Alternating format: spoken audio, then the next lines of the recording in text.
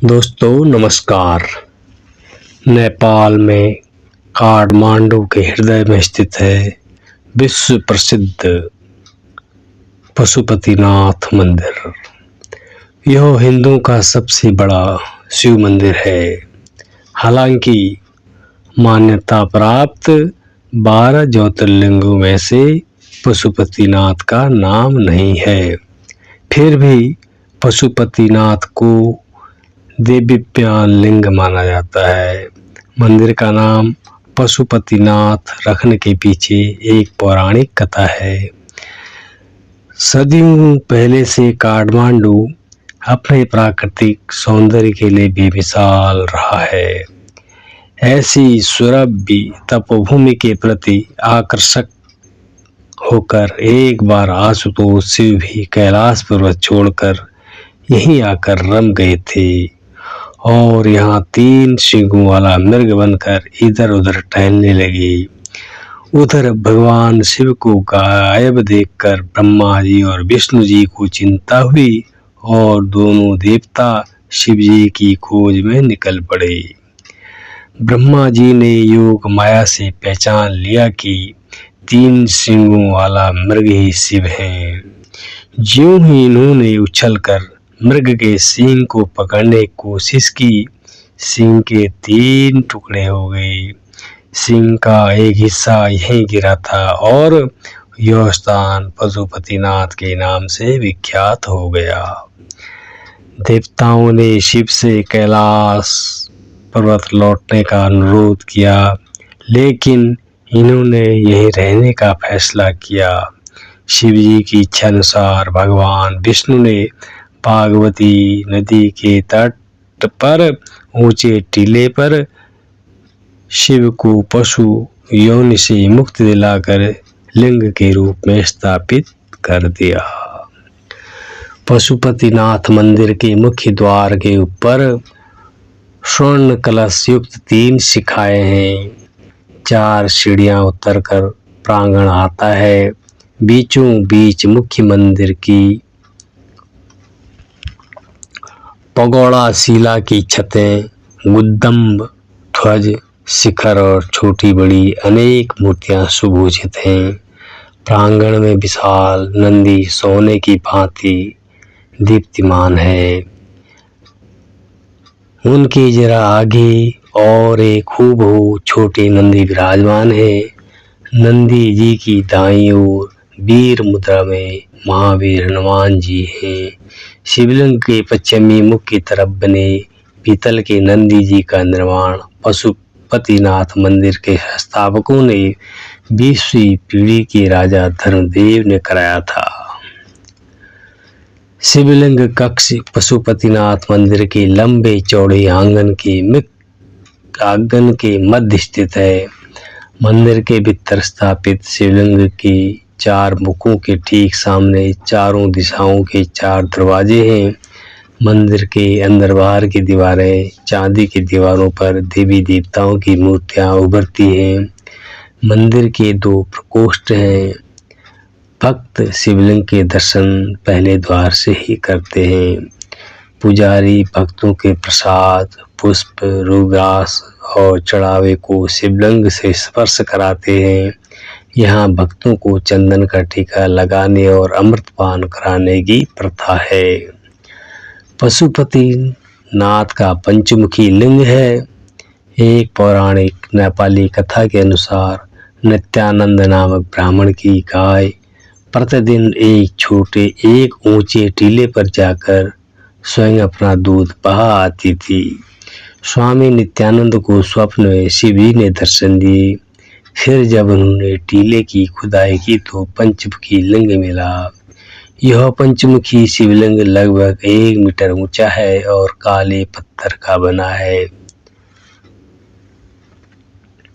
पशुपतिनाथ मंदिर स्थित पंचमुखी लिंग के 4 मुख अलग अलग दिशाओं में है और 5वां मुख ऊपर की ओर है। चारों दिशाओं में बने प्रत्येक स्वरूप के दाएं हाथ में 12 मणि की रुद्राक्ष माला और दाएं हाथ में कमंडल है। शिवलिंग की पश्चिम, पूर्व, उत्तर, दक्षिण और उत्तरी दिशा के मुख क्रमशः सगोजात, सत्पुरुष, वामदेव, अघोर और ईशान कहलाते हैं। ऊपरी दिशा या ईशान मुख पशुपतिनाथ का श्रेष्ठतम मुख है। यही लोक कल्याणकारी वरदाता शिव स्वरूप हैं। मुख्य मंदिर कक्ष के पश्चिमी मुख की तरफ पंगोड़ा शैली की बड़ी छत के दोनों आर्दुलों के बीच में राम, सीता, लक्ष्मण, भरत, शत्रुघ्न और हनुमान की 6 काष्ठ मूर्तियां अंकित हैं। उधर दक्षिणमुख की तरफ युधिष्ठिर, द्रौपदी, भीम, अर्जुन, नकुल और सहदेव की 6 काष्ठ मूर्तियां हैं। वहीं द्वार के ठीक ऊपर पुरुष मुख के गरुड़ में बैठे विष्णु जी की रजत मंडित प्रतिमा है। उसी प्रकार पूर्व की ओर दोनों मुखों के मध्य बलराम, माहेश्वरी, सरस्वती, गंगा, यमुना और विश्वकर्मा की 6 काष्ठ मूर्तियां हैं तथा उत्तर की ओर गणेश, ब्रह्मा, शिव, शंकर, पार्वती, विष्णु और कुमार की 6 काष्ठ की मूर्तियां हैं। पशुपतिनाथ को छोटे बड़े मंदिर समूहों का महामंदिर कहा जाता है। पशुपति लिंग के उत्तरी मुख के सामने प्रांगण में शिव का विशाल त्रिशूल बना है। त्रिशूल पर डमरू और फरसा भी है। ऐसे 2 त्रिशूल हैं, एक पीतल का है और दूसरा लोहे का। उत्तर पूर्व के कोने में कुछ सीढ़ियां चढ़कर वासुकी सर्प देवता का मंदिर है। ऐसी मान्यता है कि पशुपति दर्शन से पहले वासुकी के दर्शन करने चाहिए। वासुकी मंदिर के पश्चिम की ओर तांडव शिव मंदिर है। द्वार के ठीक सामने दीवार पर पार्वती की प्रतिमा है और बीच में शिवलिंग स्थापित है। इर्द गिर्द अन्य मूर्तियां भी सुसज्जित हैं। वासुकी मंदिर के समीप कुछ सीढ़ियां उतरकर बागमती की तरफ जाने के रास्ते पर शेष साई विष्णु की लगभग 1 मीटर लंबी प्रतिमा जमीन पर लेटी हुई बनी है। यह काठमांडू के विख्यात विष्णु मंदिर बूढ़ा नीलकंठ की प्रतिकृति है। पीछे की तरफ पास बागमती नदी बह रही है। सीढ़ियों पर ही तारकेश्वर महादेव का लिंग स्थापित है। इसके साथ ही अनेक मकर मुखों की मूर्तियां हैं। बागमती के दाएं तट पर ही आर्य घाट है, जहां शवों का दाह संस्कार किया जाता है। आर्य घाट पर त्रिविक्रम की मूर्ति है। यही विरूपाक्ष की एक भव्य मूर्ति है। सीढ़ियां चढ़ते ही गणेश मंदिर है। बाईं ओर एक बड़े पेड़ के तने पर के साथ मुक्त मंडल है। यहाँ राख मले जटाधारी साधुगण बैठे धुनी जलाते हैं। आगे ब्रह्मदेव में संगमरमर की कृष्ण प्रतिमा के दर्शन होते हैं। फिर कीर्तिमुख भैरव, शीतला देवी और 64 लिंगों का मंदिर है। ऐसा माना जाता है कि 64 लिंगों के मंदिर की परिक्रमा करने से 84 लाख योनियों से मुक्ति मिलती है। संपूर्ण नेपाल में शिव जी के 64 विभिन्न मंदिर हैं, इसलिए मंदिर का नाम 64 लिंग पड़ा है। सामने उन्नत भैरव का मंदिर है। मूर्ति बहुत डरावनी है। भैरव शिव का ही विनाशकारी रूप है। आगे बाईं ओर चलने पर भजन मंडल है और दाईं ओर यज्ञशाला। यज्ञशाला में प्रवेश द्वार के बाईं तरफ पशुपतिनाथ की प्रार्थना करती मुद्रा में अनेक मूर्तियां हैं। तमाम मूर्तियां धातु और पत्थर से निर्मित नेपाल के प्राचीन मल्ल राजा रानी मक्केसुबा आदि देवताओं की हैं। भजन मंडल के सामने चौक में शनि, शुक्र, राहु, केतु, मंगल, बुध, बृहस्पति, चंद्र और सूर्य 9 ग्रह पत्थर के चौकों पर उतारे गए हैं। फिर मुख्य द्वार के भीतर से बाईं ओर सत्यनारायण मंदिर है। श्री पशुपतिनाथ मंदिर में पूजा के लिए दक्षिण भारत के सुयोग्य ब्राह्मणों को पुजारी बनाया जाता है। पुजारी का गृहस्थ होना अनिवार्य है। मंदिर के पुजारी को भट्ट कहा जाता है। इनमें प्रमुख भट्ट को रावल कहा जाता है। भट्ट वंश परंपरा से नहीं होते। वास्तव में कर्नाटक के तीर्थ उडुपी से पशुपतिनाथ में ब्राह्मण भेजे जाने की प्रथा है। एक प्रमुख ब्राह्मण मुलट भट्ट और 3 उप ब्राह्मण भट्ट सदियों से आज भी भेजे जाते हैं। ऐसा बताया जाता है कि उन दिनों राज परिवार में कलह चल रहा था। तब नरेश ने दक्षिण भारत के तीर्थ से एक ब्राह्मण को आमंत्रित किया ताकि पारिवारिक मसले को सुलझाया जा सके।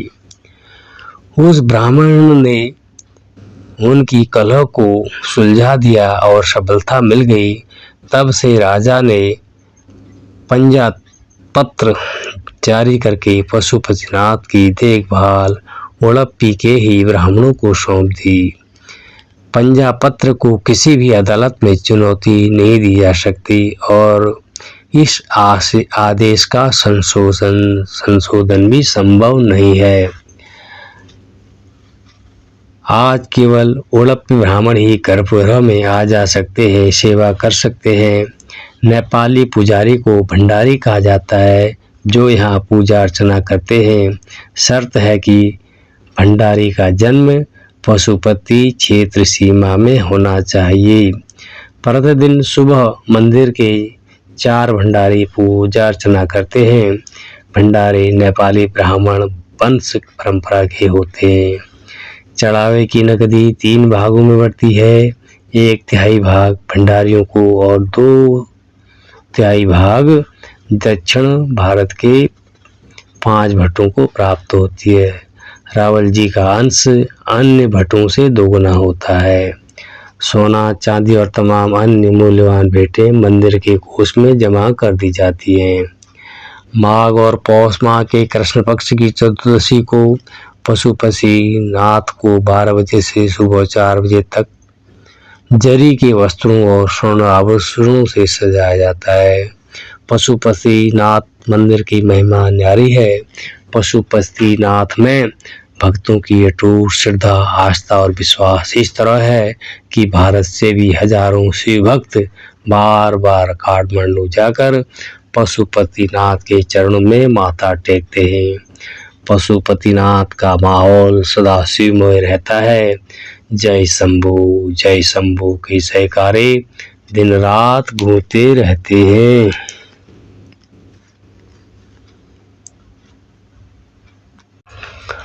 दोस्तों, ये थी भगवान पशुपतिनाथ मंदिर के बारे में जानकारी। आपको कैसी लगी कमेंट बॉक्स में ज़रूर बताना। अच्छी लगी हो लाइक करना, शेयर करना, साथ में मेरे चैनल को भी सब्सक्राइब करना और बेल आइकन को दबाना मत भूलिए। इसी अगले वीडियो में, तब तक के लिए धन्यवाद।